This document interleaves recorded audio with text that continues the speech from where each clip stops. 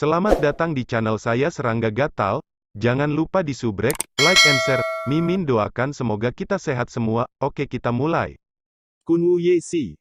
Su Yi mengerutkan kening dan tiba-tiba teringat sesuatu. Ye Yunlan, yang dianggap sebagai pamannya di dunia ini dalam hal senioritas, belum kembali sejak dia pergi belum lama ini. Masuk. Ketika Su Yi berbicara, dia memberi isyarat agar Wen Xinzhao dan yang lainnya menjauh. Wen Xinzhao, King Wan, dan yang lainnya pergi dengan penuh minat. Hanya orang tua buta yang ditempatkan di satu sisi. Segera, gerbang halaman didorong terbuka, dan seorang wanita abu-abu dengan wajah cantik tetapi sosok yang luar biasa bangga masuk. Tidak diragukan lagi, dia adalah Ye Jinzi. Saya telah melihat sesama Taois Su. Ini adalah rasa superioritas yang datang dari lubuk hati saya. Apa yang keluarga Ye Mu cari untukku? Su Yi bertanya. Dia tidak pernah suka salam. Ye Jinzi meletakkan tangannya di belakang punggungnya, melirik ke halaman, dan berkata, apakah kamu tidak mengundang saya untuk minum teh? Ini bukan cara untuk menjamu tamu. Berbicara tentang ini, dia melihat kembali ke Su Yi dan tersenyum, terlebih lagi, jika itu didasarkan pada keturunan darah, aku dan ibumu Ye Yufei seusia, dan kamu harus memanggilku Bibi. Wanita ini tidak gila, dia berani mengambil keuntungan dari Tuan Su. Su Yi mengangkat matanya dan melirik Ye Jinzi, dan berkata dengan singkat, tidak ada lagi omong kosong, aku akan membunuhmu. Kata-katanya santai dan datar. Namun, sikap kuat yang terungkap dalam kata-kata itu membuat kulit Ye Jinzi berubah, dan warna suram muncul di antara alisnya. Segera, dia tersenyum manis dan berkata, saya di sini untuk tujuan yang sangat sederhana, saya di sini untuk memberi tahu Anda bahwa dalam 3 hari, saya akan pergi ke Gunung Loying dengan benih cangking, jika Anda tidak melakukannya. Pergi, Ye Yunlan akan mati. Tidak diragukan lagi. Su Yi menghela nafas, tentu saja, sesuatu terjadi pada pamannya. Saya membujuknya pada awalnya untuk tidak pergi mencari tahu tentang keluarga Kunwu Ye, tetapi pihak lain tampak sangat keras kepala. Ini bagus, aku disandera oleh Ye Si secara langsung. Namun, Su Yi tidak khawatir. Ye Yunlan belum mati, jika tidak, apa yang akan digunakan pihak lain untuk mengancamnya? Aku masih berpikir seberapa cakapnya Ye Xiao, tetapi ternyata dia hanya seekor tikus. Su Yi terkekeh dan menggelengkan kepalanya. Orang tua buta itu tidak bisa menahan senyum, memang, menyandera dengan paksa sudah terlalu memaksakan. Tuan Su memanggilnya tikus, yang pantas. Dia berpikir bahwa setelah mengetahui berita buruk seperti itu, Su Yi akan marah dan kehilangan kesabaran. Itu pasti luar biasa. Tanpa diduga, reaksi Su Yi benar-benar berbeda dari yang dia pikirkan. Bahkan, Ye Xiao begitu saja dicela sebagai tikus. Kamu tidak peduli dengan hidup atau mati pamanmu. Ye Jinzi mengerutkan kening. Orang tua buta itu tidak bisa menahan diri untuk tidak dengan mencemooh berkata, dia meninggal, dengan apa kamu mengancam Tuan Su? Bodoh. Tetapi ketika dia memikirkan kekuatan tempur Su Yi yang menakutkan, dia akhirnya menahan diri dan mendengus dingin, apakah Tuan muda keluargaku tikus? Anda memiliki keputusan akhir. Su Yi secara alami tidak terlalu peduli dengan karakter yang menjalankan tugas dan mengirim surat, dan berkata, Ye Xiao berasal dari sampingan, kapan dia menjadi tuan muda klan Kunwu Ye Mu? Ye Jinzi mengambil napas dalam-dalam dan berkata tanpa ekspresi, saya pikir Ye Yunlan telah memberi tahu Anda sesuatu tentang klan kami, maka Anda juga harus tahu bahwa keturunan langsung dari klan kami sekarang layu. Akan sulit untuk memprovokasi tanggung jawab klan lagi. Dan bertahun-tahun yang lalu, para tetua klan telah menyetujui Ye Xiao sebagai kandidat yang memenuhi syarat untuk mewarisi kekuatan patriark. Pada akhirnya, nada suara Ye Jinzi menunjukkan sentuhan kebanggaan. Pada saat itu, klan jaminan kami secara alami akan menjadi klan Ye ortodoks di masa depan. Su Yi tidak mengejutkan. Pertikaian klan terjadi di hampir setiap kekuatan kultivasi. Pertemuan untuk kekuasaan dan perebutan tahta, semacam ini di klan Ye dari Kunwu tidak jarang terjadi. Sayang sekali aku menyinggung Tuan Su, kalian klan Ye ditakdirkan untuk tidak menunggu hari ini. Orang tua buta itu menghela nafas, dengan sentuhan kasihan di wajahnya. Nada dan ekspresi ini membuat Ye Jinzi sangat terkejut dan tidak nyaman, dan tidak bisa menahan cibiran, kamu adalah orang buta, dan kamu berani mengatakan omong kosong, betapa konyolnya. Orang tua buta itu menghela nafas dan ekspresinya menjadi semakin menyedihkan, orang buta sepertimu lebih menyedihkan daripada aku, jika aku jadi kamu, aku tidak akan bisa tertawa sama sekali. Dia langsung mengabaikan lelaki tua buta itu, khawatir jika terus seperti ini, dia tidak akan bisa mengendalikan amarah dan pertarungannya. Sui, izinkan aku mengatakannya lagi, 3 hari kemudian, jika kamu tidak pergi ke Gunung Loying, pamanmu pasti akan mati, pergi. Nada bicara Ye Jinzi tumpul, dan setelah meletakkan kalimat ini, dia akan pergi. Tunggu. Sui berbicara. Ye Jinzi mengerutkan kening dan berkata, kenapa, kamu tidak bisa melakukannya? Aku tidak takut untuk memberitahumu, bahkan jika kamu mengambil hidupku sebagai sandera, itu tidak akan mengubah hidup pamanmu. Sui tersenyum dan berkata, jika aku ingin membunuhmu, itu akan mudah bagiku, kamu tunggu saja di sana, dan aku akan pergi ke Gunung Loying bersamamu nanti. Ye Jinzi jelas tercengang, tapi dia tidak menyangka Sui akan bertindak begitu tegas. Jantung. Sui memanggil Wen Xinzhao kepadanya, ingat instruksi saya, ketika Anda mendapatkan peta dari Wang Jiu, Anda dapat langsung pergi ke Gunung Loying untuk menemukan saya. Wen Xinzhao mengangguk dan setuju, oke. Sui berhenti berbicara omong kosong, memandang Ye Jinzi, dan berkata, ayo pergi. Berbicara, dia berjalan menuju halaman. Ayo, jadilah cerdas. Ini membuat Ye Jinzi sedikit curiga pada kehidupan orang ini. Bagaimana dia bisa begitu berani? Apakah dia berpikir bahwa perjalanan ke Gunung Loying ini untuk jalan-jalan? Orang tua buta itu menghela nafas, oh, sayang sekali, lelaki tua kecil itu memiliki sesuatu yang penting untuk dilakukan, kalau tidak, saya benar-benar ingin pergi ke Gunung Loying dengan Tuan Su untuk melihat apakah Ye Xiao adalah tikus. Bagaimana cara mati? Ye Jinzi sangat marah sehingga dia ingin mengangkat tangannya dan memotong orang tua buta itu sampai mati. Tetapi pada akhirnya, dia menahan diri dan berbalik untuk mengejar Sui. Pada malam hari, bulan terang bersinar sendirian di langit. Sui menginjak pedang Suandu dan terbang di awan di langit malam, kemeja hijaunya berburu dan jubah lengan bajunya berkibar, lurus seperti abadi yang dibuang, dengan sikap yang mempesona. Kecepatan terbangnya tidak cepat, lebih seperti gunung dan sungai. Berkeliaran, kadang-kadang, Sui akan minum dengan labu anggur, tenang dan tidak terkendali. Ye Jinzi mengikuti di belakang, menonton adegan ini dengan mata yang halus dan rumit. Orang ini benar-benar tidak khawatir sama sekali. Apakah Ye Yunlan menyebutkan kepadamu tuan muda klan kami? Ye Jinzi mau tidak mau bertanya. Dikatakan. Sui menjawab dengan santai. Setelah tiba di Gunung Loying, lebih baik mengambil inisiatif untuk menyerahkan benih cangcing.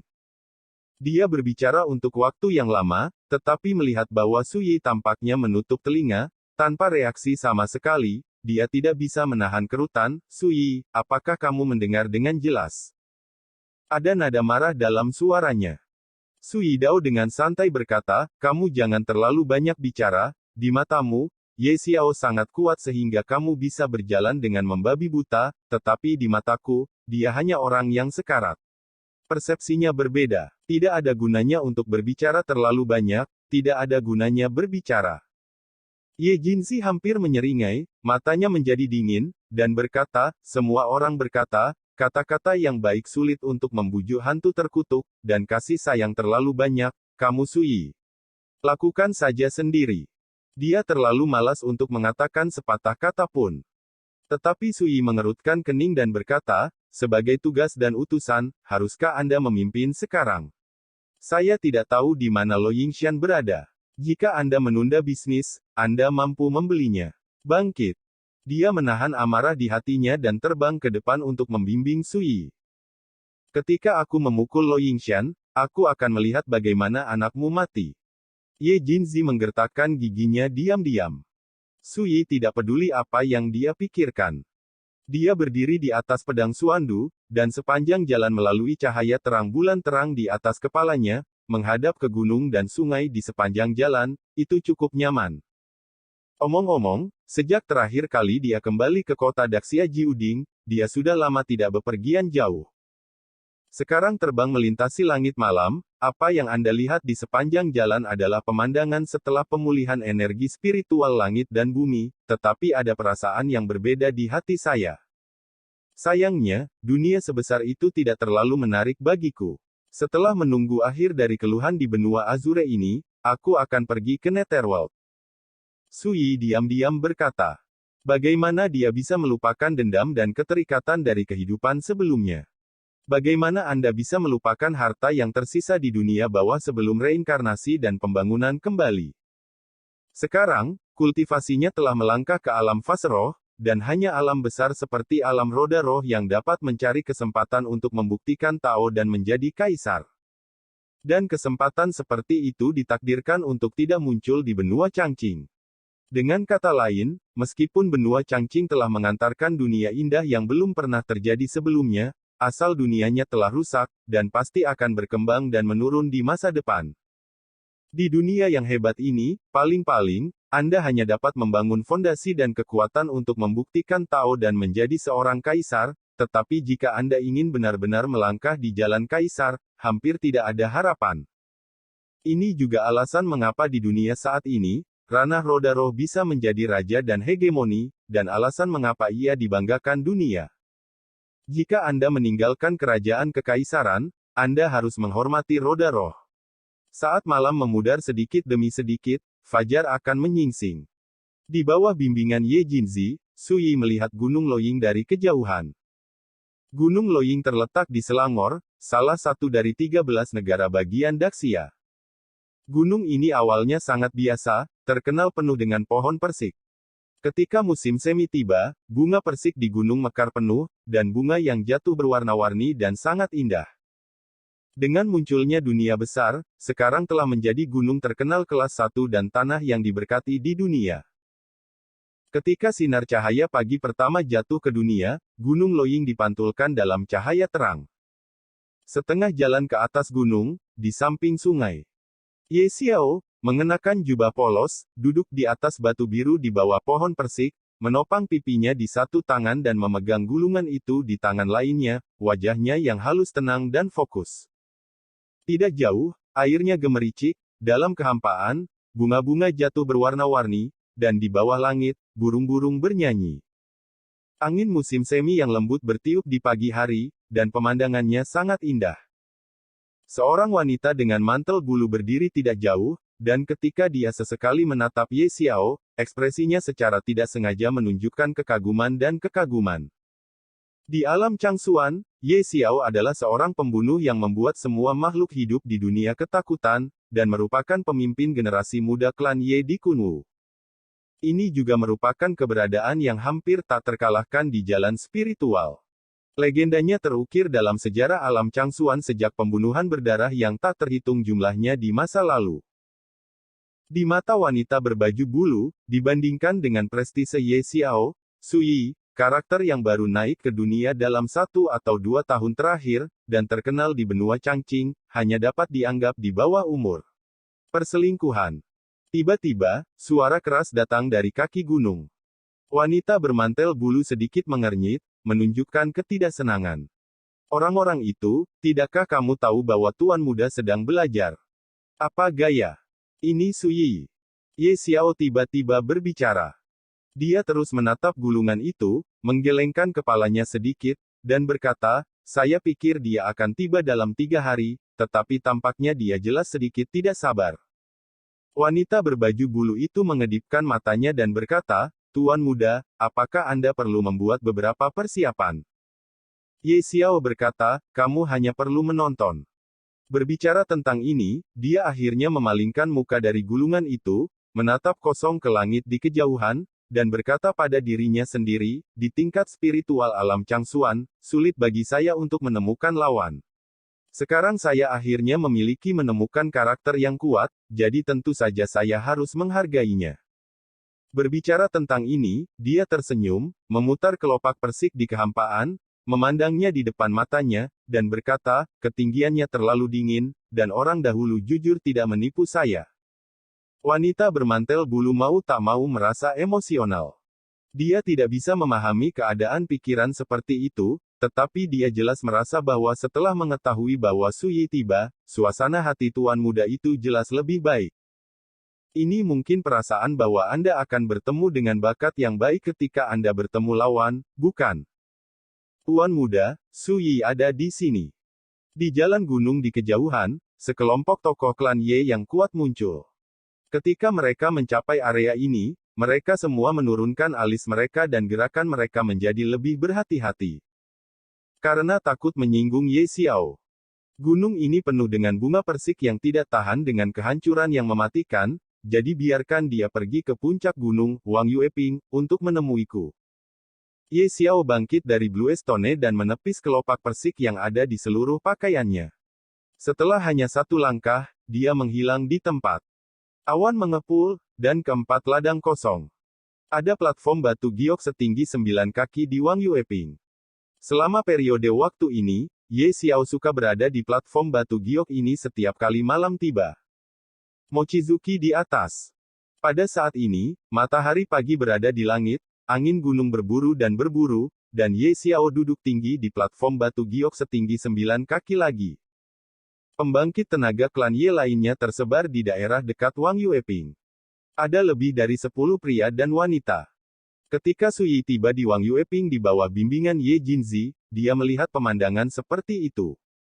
Pada saat ini, mata semua orang tertuju pada Su Yi dengan ekspresi berbeda. Anak ini memang agak mirip dengan Ye Yufei. Seseorang berbisik. Jika bukan karena darah keluarga Ye kita yang mengalir di tubuhnya, bagaimana mungkin anak ini bisa mencapai prestasi hari ini di jalan? Suara seseorang terdengar dingin. Begitu komentar ini keluar, itu menyebabkan banyak gema. Cara latihan, bakat sangat penting. Seperti Ibu Su Yi, selir Ye Yu, yang merupakan sosok luar biasa di generasi muda klan Ye di Kunwu pada awalnya. Bisa berdiri bahu-membahu. Di mata kekuatan klan Ye ini, alasan mengapa Su Yi dapat mencapai prestasi hari ini adalah kekuatan darah milik klan Kunwu Ye di tubuhnya, yang merupakan kontribusi besar. Su Yi mencemooh komentar ini. Dia juga tahu bahwa semakin banyak klan kultivasi tingkat atas, semakin banyak perhatian pada garis keturunan dan asal. Namun, alasan mengapa karakter klan Kunwu Ye ini begitu bengkok adalah karena mereka jelas menaruh emas di wajah mereka sendiri, bodoh dan tidak tahu malu. Kamu salah, jalan kultivasi, meskipun bakat itu penting, tanpa kebijaksanaan yang besar, keberanian yang besar, dan ketekunan yang besar, semuanya sia-sia. Pada platform 9 kaki, Ye Xiao tersenyum. Ketika dia berbicara, dia memandang Su Yi yang berjalan ke Wang Yueping, dan berkata, Su Yi, silakan duduk. Suaranya lembut dan alisnya tersenyum. Su Yi melirik Wang Yueping, dan akhirnya melihat tidak jauh. Ada meja yang sepi di sana, dan di kejauhan meja adalah teras giok jiuci tempat Ye Xiao berada. Ada kendi anggur, gelas anggur, dan makanan ringan di atas meja. Jika Anda duduk di depan meja, saat menghadap Ye Xiao yang duduk di platform batu giok setinggi 9 kaki, Anda hanya bisa melihat ke atas. Ye Xiao melihat ke bawah dari atas. Tata letak ini dapat digambarkan sebagai tidak murni, dan secara tak kasat mata telah membawa rasa mengabaikan dan menghina. Lebih penting lagi, tidak ada futon dan kursi di depan meja. Su Yi, tuan mudaku mengundangmu untuk duduk, kenapa kamu tidak duduk? Tidak jauh dari sana, seorang pria kurus berjubah hitam mengerutkan kening. Seorang wanita berpakaian warna-warni berkata, "Oh, itu semua salahku, aku lupa menyiapkan futon sebelumnya." Berbicara, dia menatap Su Yi dengan sepasang mata yang indah, dan berkata dengan nada meminta maaf, "Rekan Dao Su, bagaimana denganmu? Bagaimana kalau kamu berlutut di depan meja? Duduk." Mendengar ini, hadir klan Ye yang kuat tidak bisa menahan tawa. Ekspresi Su Yi acuh tak acuh seperti sebelumnya, dan berkata, sebagai seorang kultivator klan Ye di Kunwu, terlalu mengecewakan untuk memainkan trik yang lebih rendah seperti itu. Ye Xiao mendengar kata-kata itu, matanya berkilat, dan dia tiba-tiba tersenyum, dan berkata, Daois muda Su benar, perilaku semacam ini akan mempermalukan reputasi keluarga Kun Wuye. Aku tidak akan pernah berani lagi. Ruangan itu sunyi. Klan Ye yang kuat itu diam. Ekspresi Ye Xiao datar, dan nadanya lembut, bukannya aku marah, kamu yang melakukan ini, dan itu telah merusak wajah klan kami. Perilaku seperti itu harus dihukum. Suara itu masih bergema. Dia mengangkat tangannya dan menepuknya di udara.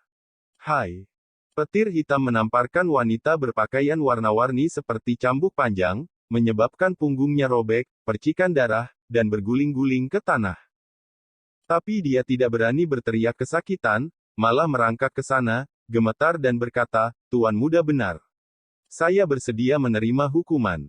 Ye Xiao melambaikan tangannya dan berkata, ayo, jangan mainkan kepintaran seperti ini lagi. Iya.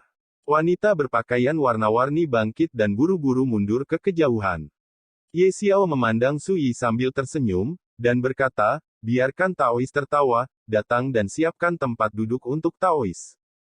Su Yi berkata dengan acuh tak acuh, tidak perlu, saya di sini bukan sebagai tamu. Berbicara, matanya menyapu penonton, di mana Ye Yunlan. Ye Xiao tersenyum dan minum segelas anggur, dan menginstruksikan wanita dengan pakaian bulu tidak jauh, bawa dia ke sini. Wanita bermantel bulu memimpin jalan. Ye Xiao berkata sambil tersenyum, jangan khawatir, saya tidak peduli untuk mengancam Anda dengan kehidupan klan saya, alasan mengapa saya ingin Anda datang ke Gunung Loying kali ini hanya untuk satu hal. Benih biru. Su Yi Dao. Ye Xiao menggelengkan kepalanya, tidak, kesempatan langka di dunia ini, di mataku, hanyalah tambahan untuk hari ini. Berbicara, dia tersenyum sedikit, ekspresinya hangat seperti angin musim semi, dan berkata, sederhananya, di benua Changqing hari ini, satu-satunya yang dapat menarik perhatianku adalah kamu, Su Yi, oleh karena itu, aku adalah orang yang paling populer hari ini. Yang ingin kulakukan hanyalah membunuhmu. Dia tersenyum dan berbicara dengan lembut, tetapi apa yang dia katakan dingin. Suara itu bergema di Moon Moon Terrace, membuat langit musim semi yang awalnya lembut tiba-tiba menjadi dingin, dan ada suasana yang menyedihkan dan mengerikan di kehampaan. Tubuh orang kuat klan Ye di dekatnya semuanya dingin.